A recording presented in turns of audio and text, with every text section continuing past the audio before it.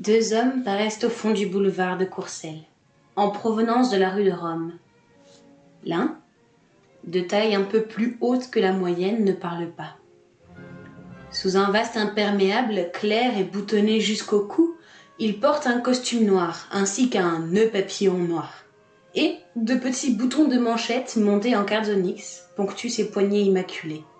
Bref, il est très bien habillé.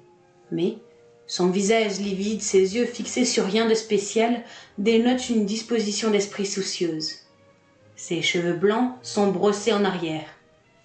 Il a peur. Il va mourir violemment dans 22 jours.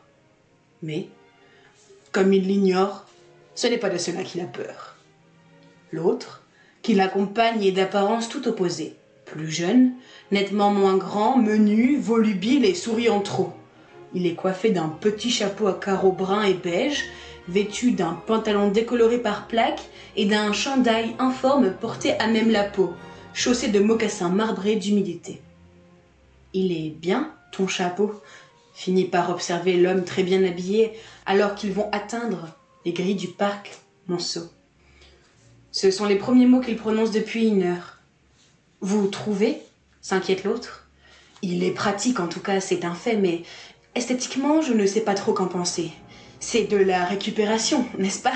Je n'aurais pas acheté ça moi-même. »« Non, non, » dit l'élégant, il est bien. « C'est mon beau-fils qui l'a trouvé dans le train, précise l'autre. Quelqu'un avait dû l'oublier.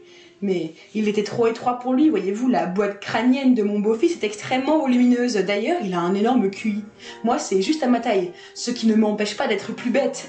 Je veux dire, pas plus bête qu'un autre. Tiens, si on faisait un petit tour dans le parc ?»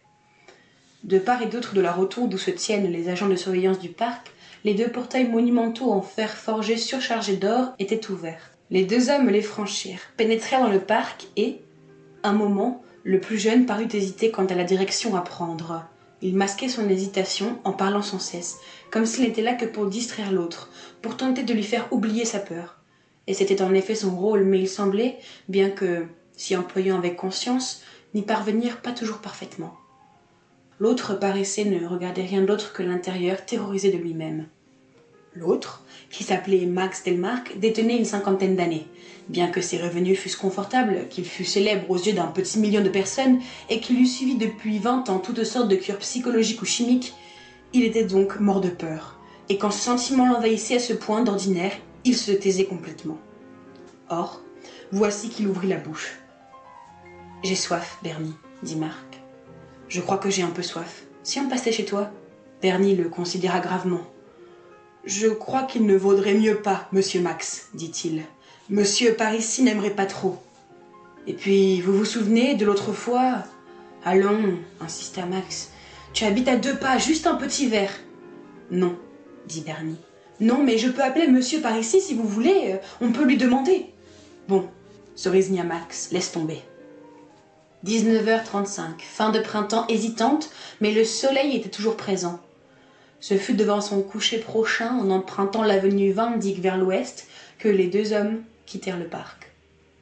Maintenant sortis du parc, ils remontèrent une contre-allée de l'avenue Hoche, empruntèrent la première à droite, au coin de laquelle se trouvait un bar. Max tenta encore d'inviter Bernie à y entrer. Bernie refusa silencieusement, puis quelques mètres encore, et c'était là, au 252. On y était. On entra, escalier, corridor, passage, porte qu'on ouvrait et refermait jusqu'à parvenir dans un vaste espace sombre, encombré de cordages, de poulies, de grandes caisses ouvertes et de meubles déplacés. Dans l'air flottait une rumeur de houle ou de foule. Il était alors 20h30 pile. Max venait d'ôter son imperméable et soudain, quand il s'y attendait le moins, Bernie le poussa vivement dans le dos au-delà d'un rideau, et la houle se transforma aussitôt en tempête, et il était là, le piano. Il était là, le terrible Steinway, avec son large clavier blanc prêt à te dévorer. Ce monstrueux dentier qui va te broyer de tout son ivoire et tout son émail, il t'attend pour te déchiqueter. Manquant de broncher sous la poussée de Bernie, Max se rétablit de justesse et, noyé sous la trombe d'applaudissements de la salle comble qui s'était levée pour l'accueillir, se dirigea en titubant et suffoquant vers les 52 dents. Il s'assit devant. Le chef brandit sa baguette, le silence se fit aussitôt et voilà, c'est parti. Je n'en peux plus. Ce n'est pas une vie. Quoique n'exagérons rien, j'aurais pu encore naître et finir à Manille, vendeur de cigarettes à l'unité, cireur à Bogota, plongeur à Decazeville. Allons-y donc, puisqu'on est là. Premier mouvement, Maestoso du concerto numéro 2 en fa mineur de Frédéric Chopin.